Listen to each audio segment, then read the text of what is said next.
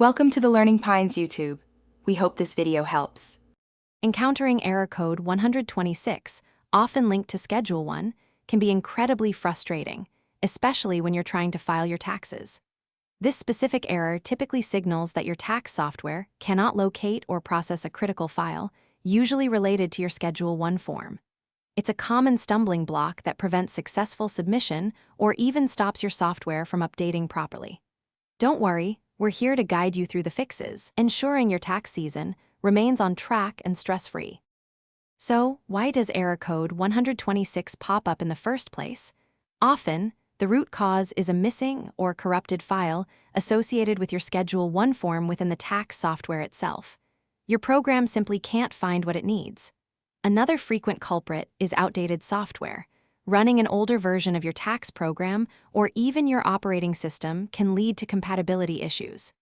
Occasionally, your antivirus software or firewall might mistakenly flag essential program files, blocking them from being accessed, which then throws up this error.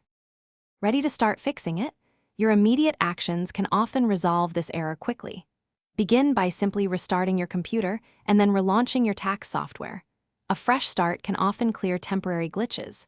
Next, it's crucial to ensure your tax software is updated to its very latest version, as developers frequently release patches for known issues like this. If the error persists, try temporarily disabling your antivirus and firewall, then attempt to access or file again, just to rule out any security software interference. If the basic troubleshooting didn't work, don't worry, we have deeper solutions. You might need to repair or even completely reinstall your tax software. This process often replaces any corrupted or missing program files. If you suspect the Schedule 1 form itself is the problem, check your software provider's website for an option to manually download and replace that specific form file. Additionally, clearing your computer's temporary files and cache can sometimes resolve conflicts that lead to error code 126. After trying these steps, if error code 126 still appears, it's definitely time to reach out for expert help.